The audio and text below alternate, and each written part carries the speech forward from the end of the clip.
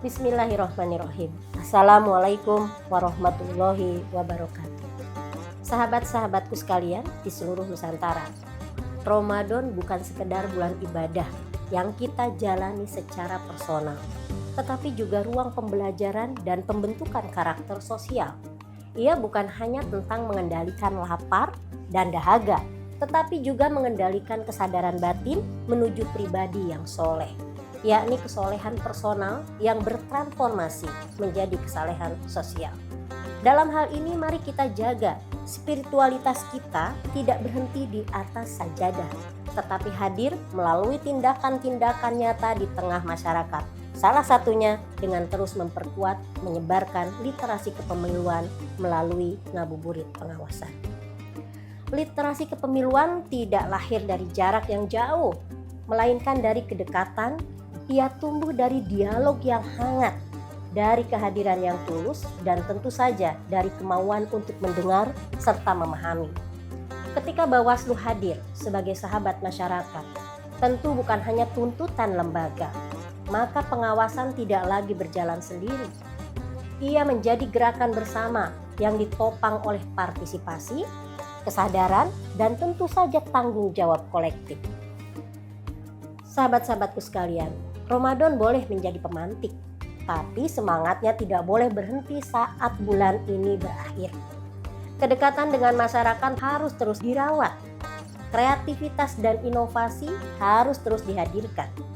Pendidikan politik harus terus digerakkan. Karena pengawasan yang hidup adalah pengawasan yang berakar di ruang sosial.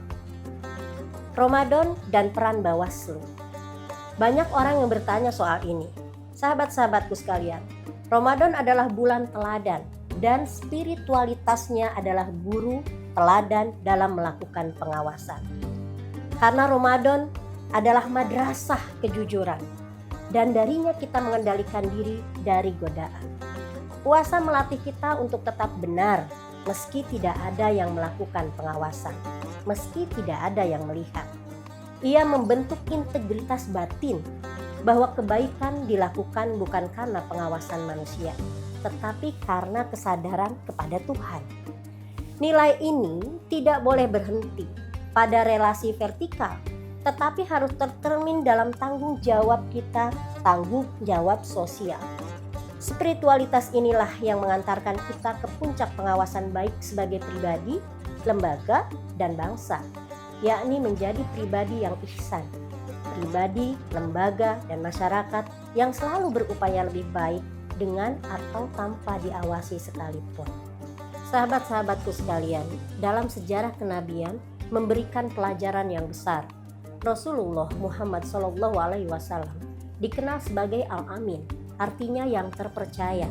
Bahkan sebelum diangkat menjadi nabi, gelar itu tidak datang tiba-tiba, sekonyong-konyong. Ia lahir dari konsistensi, kejujuran, dan tanggung jawab dalam kehidupan sehari-hari. Kepercayaan sosial dibangun jauh sebelum misi besar dijalankan. Inilah pesan penting bagi kita, bahwa perubahan besar selalu berawal dari integritas personal. Kesalehan pribadi yang autentik akan menemukan jalannya untuk menjadi apa? Menjadi kesalehan sosial yang berdampak. Sahabat-sahabatku sekalian, dalam pengawasan pemilu tantangan tidak pernah sederhana loh. Dinamika politik yang kompleks, keterbatasan sumber daya, hingga tingginya ekspektasi publik menuntut lebih dari sekedar kecakapan teknis. Sekali lagi, lebih dari sekedar kecakapan teknis. Yang dibutuhkan adalah keteguhan moral, salah satunya. Kepercayaan publik tidak lahir semata-mata dari regulasi dan prosedur. Ia lahir dari sikap, dari integritas, dari konsistensi. Ketika pengawas bersikap jujur, terbuka, dan adil, maka masyarakat akan merasakan kehadirannya yang dapat dipercaya. Sahabat-sahabatku sekalian, pengawasan sejati bukan hanya soal mencatat pelanggaran, tetapi lebih dari itu, menghidupkan kesadaran, bukan sekedar menindak, tapi juga mencegah. Bukan hanya mengawasi, tetapi juga mengajak. Disitulah pendidikan menanamkan relevansinya, membangun masyarakat yang sadar, aktif, dan berkelanjutan dalam menjaga demokrasi Indonesia.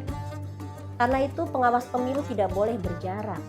kedekatan sosial jadi kunci. Komunikasi yang terbuka adalah jembatannya. Kreativitas dalam menyampaikan pesan adalah energi. Tanpa itu, pengawasan akan terasa kaku dan partisipasi publik akan lemah. Sahabat-sahabatku sekalian, Ramadan juga mengajarkan bahwa perubahan selalu dimulai dari diri kita sendiri. Dari disiplin pribadi, lahir tanggung jawab sosial. Dari kejujuran individu, tumbuh kepercayaan publik. Dari keteladanan kecil, terbangun integritas kelembagaan.